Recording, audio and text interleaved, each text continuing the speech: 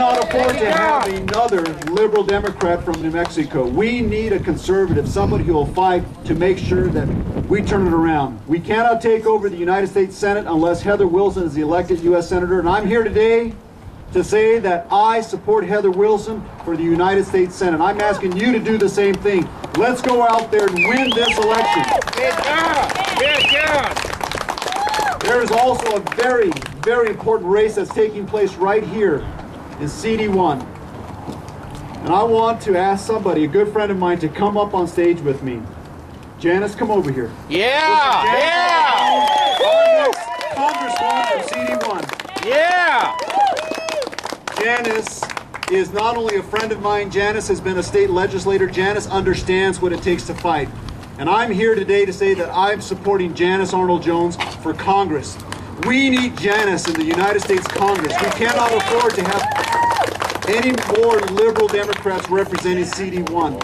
And it is critical. I want you to know that.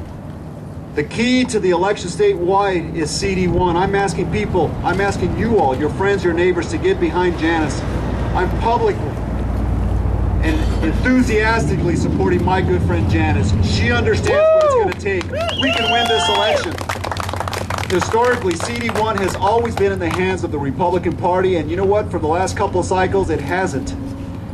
Martin Heinrich has not only given up his seat as Congress, but he's going to lose that election when it comes for the Senate, and we're going to not only elect Heather Wilson, but we're going to elect Janice Arnold-Jones. Can you imagine the war on women? They say that the Republicans have it all. It is not true. Today we have a great American, a patriot, a conservative, somebody who's going to represent not only CD1, but New Mexico and this country. And so I'm proud to introduce the next Congresswoman from the 1st Congressional District, Janice Arnold-Jones. Yeah!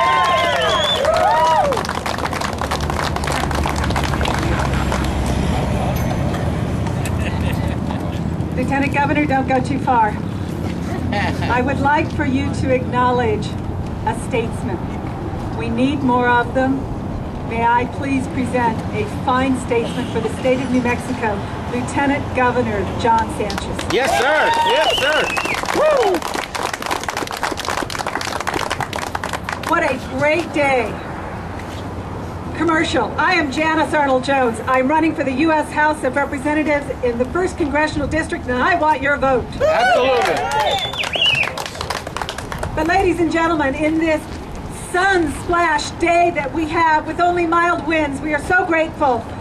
But we are here because we are blessed to live in the greatest, most innovative, most caring nation in the history of the world. And every single one of us gathered here today knows what is at risk. We are here because we believe that the blessings that we have lived by, the blessings of life, liberty, and the pursuit of happiness should be passed on to our children, our grandchildren, and this young man's children. Right there. That's what this is about. And everything that we love, everything is in grave jeopardy. Now, I want to tell you some interesting stories, but I got to give you the good news, and there is good news. New Mexico has everything it needs right here, right now, to create wealth and prosperity. We can bring New Mexico to the forefront of the great energy recovery, which is not green, it is energy, and you can't even see it, but you will soar high with it. Energy means jobs. Yes, yes. We have everything we need because we have an established role in national defense, satellite communication, and space. This means jobs. And we have a remarkable resource in southeastern New Mexico. We are on the forefront of the nuclear renaissance in this nation. This means jobs. We must stand to eradicate the crippling regulation, the regulations that are literally choking off our own economy. We have to stand and eradicate the debt and the deficit, the single greatest threat to our national security. And because it is tax day, it's my favorite day, And I hope it's your favorite day, because I know that you look at this as a privilege. Paying taxes is a privilege until the point that the taxes are unfair. And I'm betting everybody in this area now feels that our tax system is unfair. Is there anyone here who disagrees with me? No. And yet, let me ask you, when it's fair, are you proud to pay your taxes? Yes. Are you proud to support this country? Yes. And you are even happier when everybody's in it with you, is that right? Yes. And that's the problem.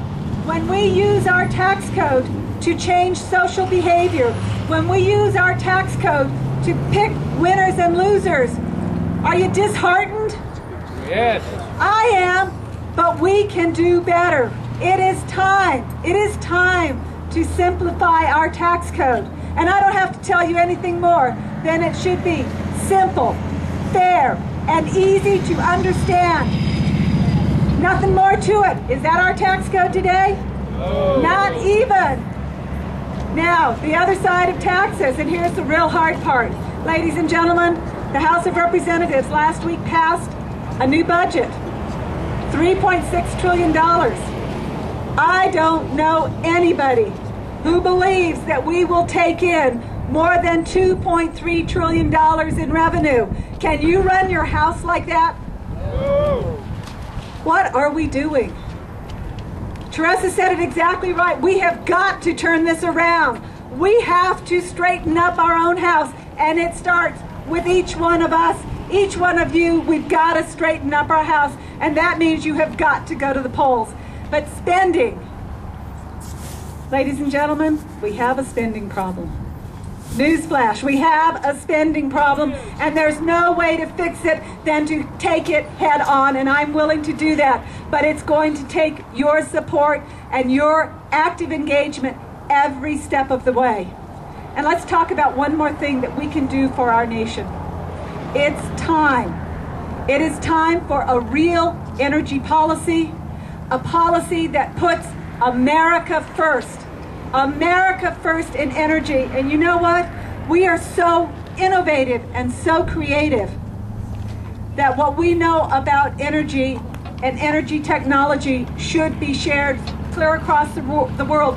Why on earth wouldn't we want people around the world to have the quality of life that we have?